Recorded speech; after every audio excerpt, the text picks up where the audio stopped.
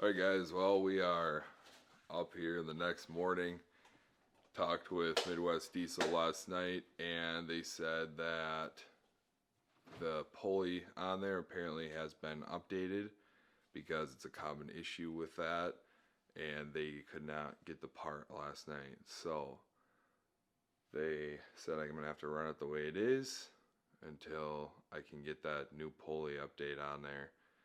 So I don't know how far we'll make it today. Hopefully nothing happens, but yeah, so that's kind of disappointing, but it's 12:43 right now and we are about to head out to the truck and make it as far as we can.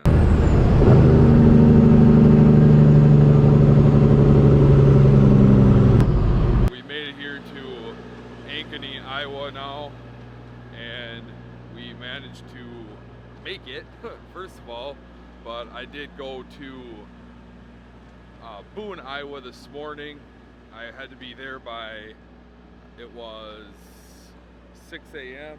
So I ended up getting unloaded there right away, fortunately. And then I ran over here only 45 minutes away to Ankeny, to Cisco. Now I got a couple of BOLs that they're going to take off here, so that should unload quite a bit of the trailer, hopefully. Now the only sucky thing about this right now is that I don't have any EFS checks. So I either have to run and get cash or figure out where I can get an EFS check, but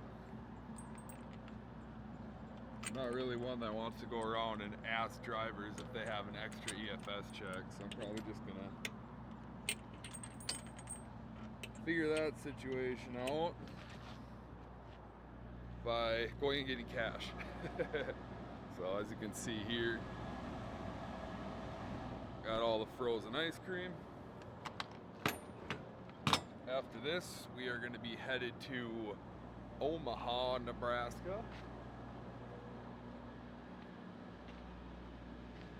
And from there, we're going to go to Lincoln, Nebraska. But those two stops will be tomorrow. Now, I'm still having issues with my truck, being that belt is getting shredded apart on there. So I am going to go find a Freightliner dealership after I get unloaded here, since I don't have to be to Omaha until 4 a.m. and get that fixed. Now, like I said earlier this morning in that video, I ended up having to take off without getting it fixed at Midwest Diesel because apparently there's some pulley update on there that they couldn't get the pulley updated parts because no one had it in town, I guess, or I don't know what the deal was with it, but they either didn't have it in town or it was just like too late at night to get the parts. I'm not 100% sure what happened there, but anyways, it didn't get fixed. So I do have a belt in my truck though, and it looks like they left a couple of possibly pulleys. I haven't opened it yet. I haven't had a whole lot of time yet, so I'll check that out. But we'll find a Freightliner dealership and get that figured out. It looks like they did fix the coolant leak on there, so that would be really nice. It was all cleaned off this morning when I picked the truck up, and there's no coolant on the engine now that I've been here or drove a bunch of miles. So I'll show you guys the belt situation that we're dealing with here. Sorry if it's going to be a little bit loud in the engine area.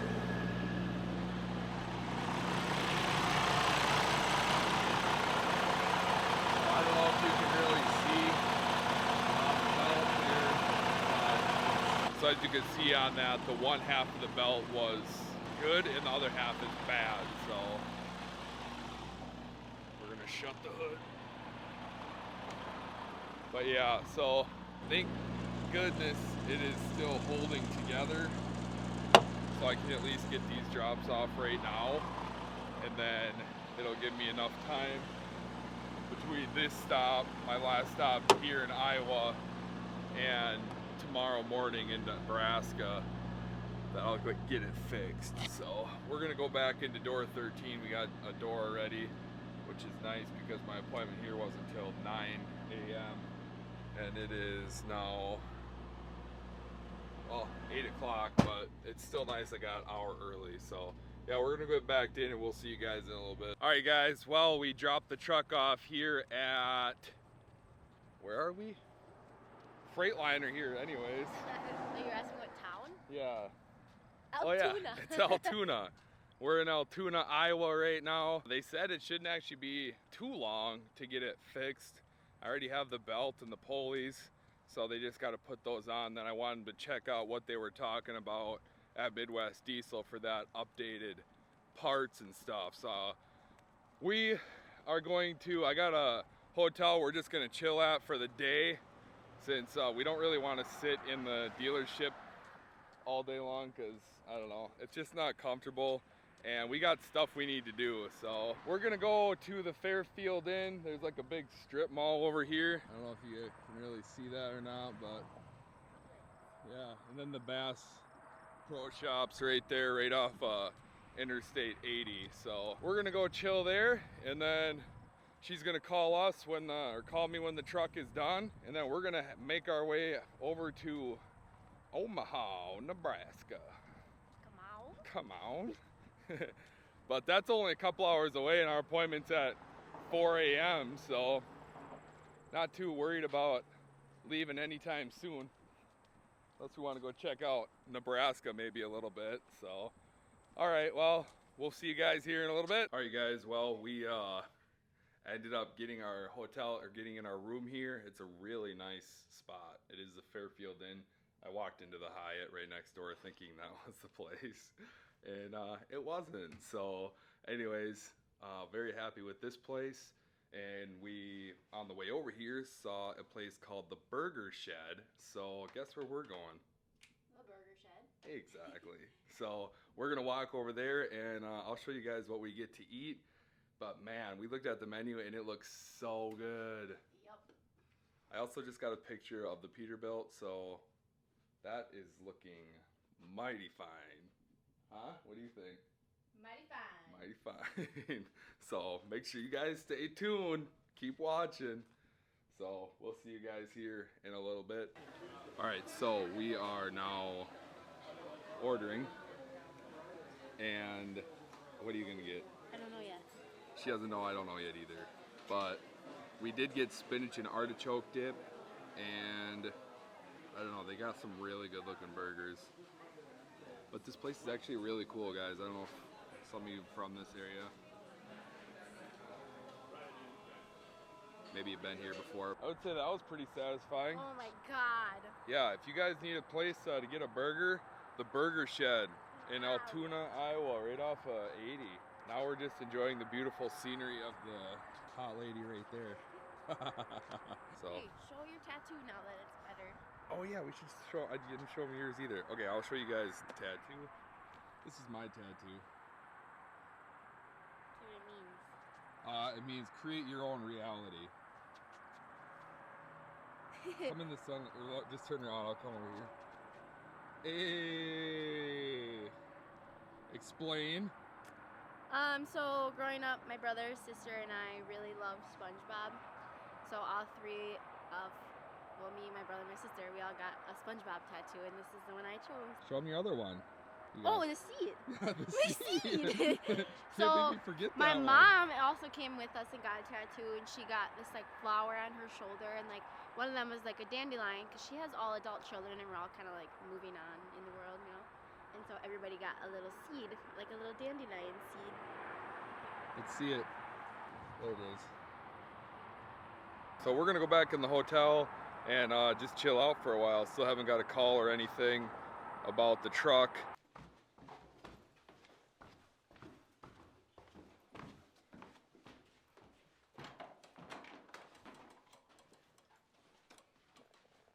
What are we on the hunt for?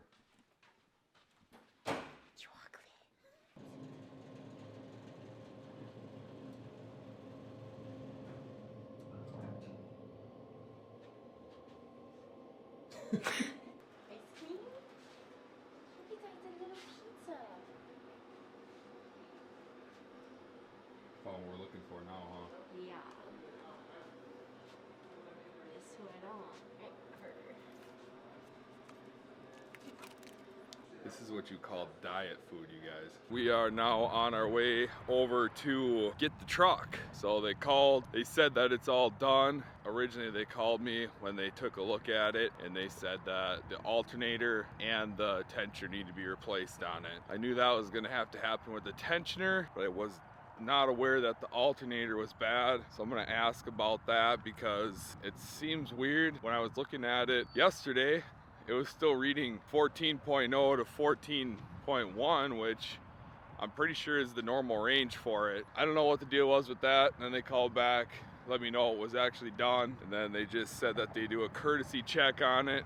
And the brakes, the rear brakes were like DOT spec or whatever, but they need to be replaced or should be. And then my hose is collapsed, so I don't know. Kind of sounds like a lot of upsell stuff because those brakes on that truck, when I looked at them, I thought there was still plenty of brake left. And also, when you touch the brakes on that thing, it pretty much throws you right through the windshield. So I don't know. All right, so as you guys can see here, $1,132. So we found out the alternator makes like a clicking noise.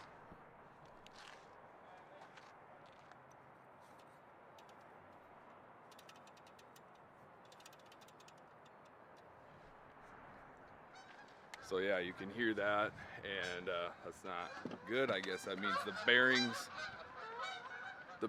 are eating themselves out. So I guess I am happy to have that replaced.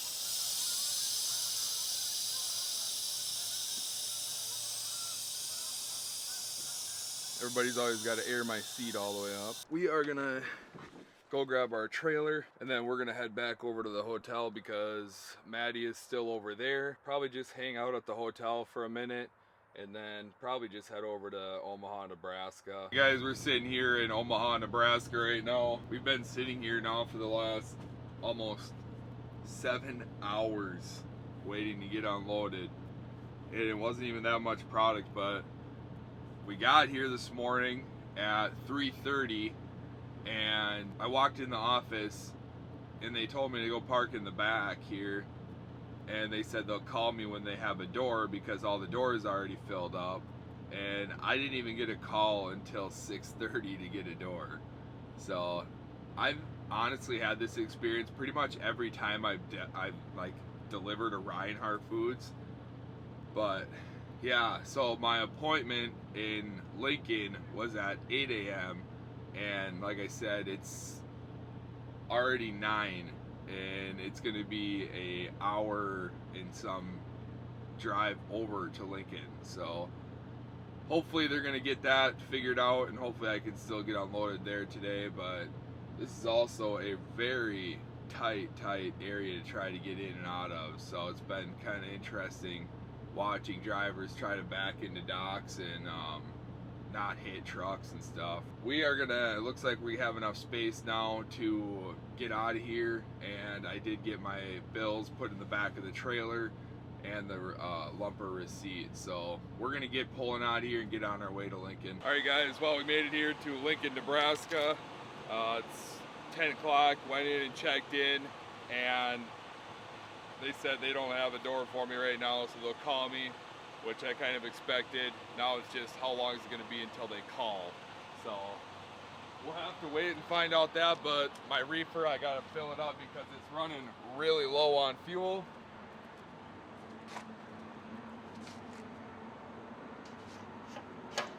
Stopped at this kind of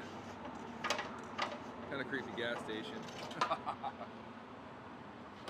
Next to the adult store. Probably not really creepy, but you know, when you're not from the area and you pull into some of these places, you always wonder.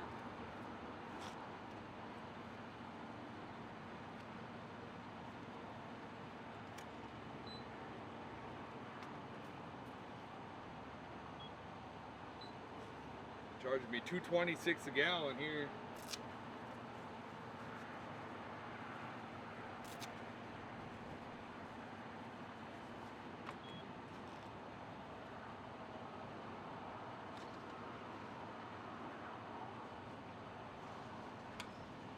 Now I actually put that I want the receipt out here, but we'll see if it actually does that, because most of the time, like I said in my last video, they don't usually print it off at the pump.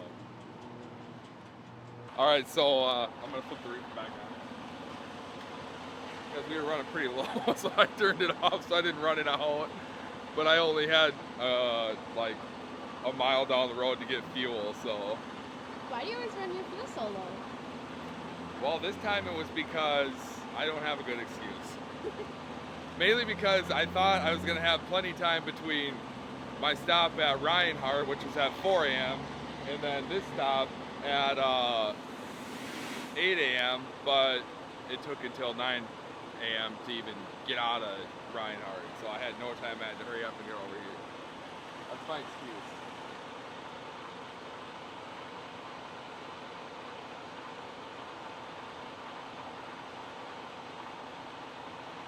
Fire it up.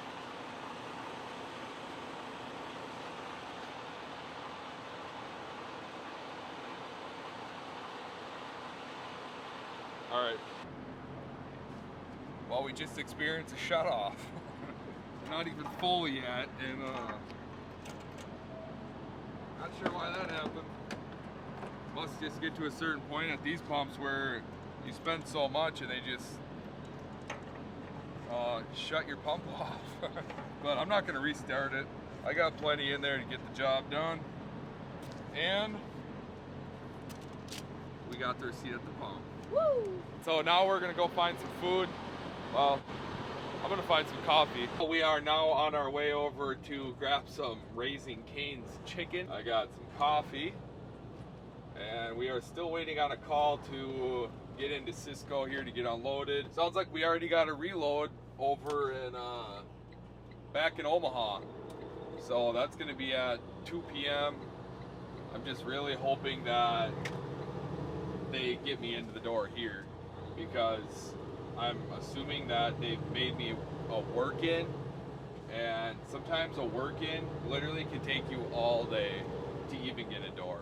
So we'll have to see how it goes, but for now we're gonna go grab some chicken and just stay busy until we get a door here, and then get a reload back to Minnesota. It's actually going back to Amazon, so I'm not sure which warehouse, but somewhere in Minnesota. So we'll see you guys here in a little bit. All right, well, we just got unloaded here at Cisco in Lincoln, Nebraska, and I got my load from Spartan Nash going back out of Omaha, going to Minneapolis, the Amazon Center there. So we are gonna get on our way there. That is a 3 p.m. pickup, and we're gonna get there about 2:30. So we are definitely running right on time with everything today. Probably get there, get loaded up, and by that time our clock is gonna be out, unfortunately. So we spent our day unloading, and that was about all we achieved. So we're gonna get on our way here, and we'll see you guys soon. One thing I did want to mention is that sometimes it's kind of disappointing how much receivers don't really understand things. Like, I was in there, and obviously I was late because of my first receiver this morning took forever to get unloaded, but she was writing up a late fee for somebody else, and it was a $400 late fee. So the one person standing next to her said something about it, and she's just like, well, don't be late. And I can get that from like a perspective of somebody that really doesn't know much about how the trucking side of it all works, but when you're in the trucking side of it and you see what's happening, like, you can't help being late when your first receiver is taking so much time to get you unloaded. You don't have any other choice but to sit there and wait, because you can't just magically pull their stuff off your trailer. So that is kind of disappointing, and it's unbelievable the amount they charge you for a late fee. I don't remember if I had this in the video or not, but the one place I unloaded at in Indianapolis last week, I think, they charged me like it was like a couple $100 late fee, and then they took another 4 hours to get me unloaded. So it's just like, I don't know really what the late fee accomplishes, especially when it's not even your fault for being late in the first place. But yeah, just I had to rant a little bit about that because hearing her say that was just kind of disappointing because I just experienced that this morning myself where I had no option or no other really choice other than to be late. So yeah, we're on our way here to Spartan Nash to get loaded up. Looks like we're grabbing some fresh goods. Had to set the reefer to 26. So it was at -20, let it warm up a little bit there. And we'll be there in about 42 minutes. So we'll see you guys when we get there. All right guys, well we made it here to Spartan Nash in Omaha. Pull up to the gate there as you can see.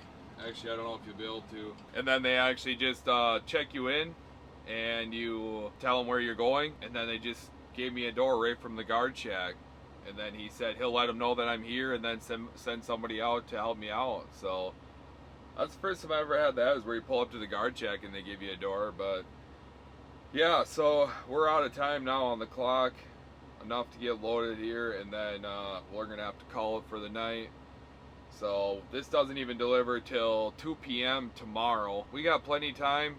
My reset will be around 1, 2 o'clock probably. So we'll have, I don't know if we'll leave that early in the morning, but maybe drive with no traffic. That'd be kind of nice.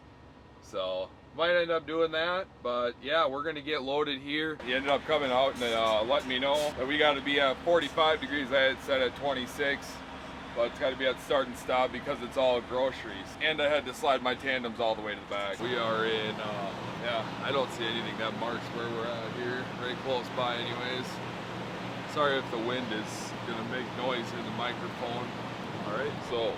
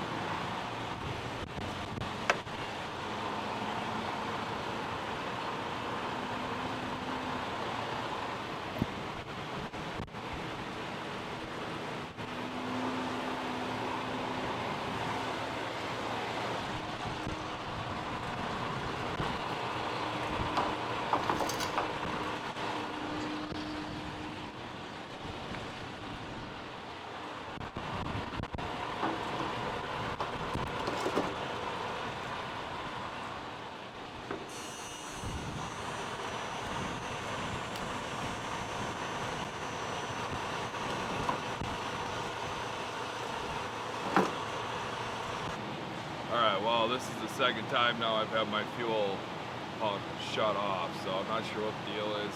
I don't know if it's because I'm using my personal debit card or what, so I'm going to have to run in and get that figured out. Alright guys, so I'm going to show you what we've ended up fixing on the Freightliner with the belt shredding away and the alternator. So we'll get the hood opened up.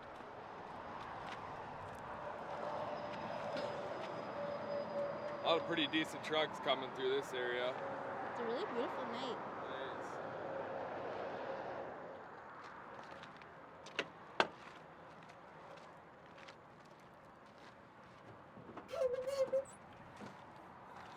Alright, so as you guys can see and hear,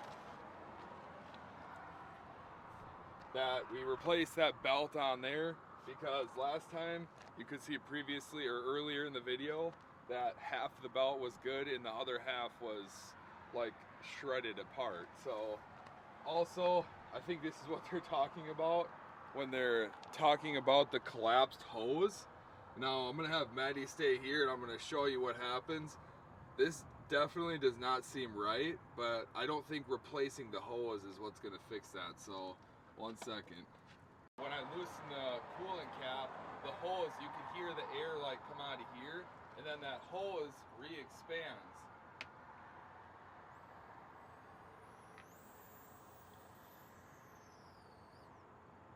So I don't know what the deal is with that, but I gotta get that looked at for sure. Now, Maddie, come back over here. Ooh, look at that sunset. Yeah, that's pretty. Can't really see it. Dang. So, as we can see, actually, I thought we had fixed the radiator or the coolant leak, but you can see on here that it's still coming out of here. So I'm gonna bring it back in probably tomorrow after I get unloaded with this load, because I got to get that fixed. That's going to be really important. I can't keep losing antifreeze, and I think it has something to do with actually why that hose keeps shrinking up like that. So, and then you can see down on this side, down in here, right down there is a new pulley that they installed there. And then they installed, you can't see it on with the camera, but it's up on top in the back. And then I'll show you guys here. This is the new alternator that we put on. So, looking fresh. Hopefully we don't have any issues with the belt or the alternator now, but we do got to get that coolant situation figured out. Other than that, the truck isn't throwing engine codes anymore, so that's nice, because it was throwing that engine or the fuel issues. So I don't know what Midwest Diesel did to it, and I didn't ask him yet, but I'll see what the situation is with that. I know I had it fully serviced with the oil change and the filters changed, and then I did have them look at the codes, but they didn't say anything about fixing it or anything. So I'll ask about that tomorrow when I bring the truck in. But other than that, yeah, we're just gonna probably, well, yeah, we're out of hours, so we're gonna chill here for the rest of the night, leave out early in the morning. Like I said, we don't gotta be to Minneapolis till 2 p.m., so we've got plenty time to just relax right now and enjoy a beautiful night. Make sure, if you haven't already, hit that subscribe button, hit the like button, and if you didn't like it, hit the dislike twice, and we'll see you in the next video. But man, out. Oh yeah, and stay tuned for the Peterbilt coming up in the next video.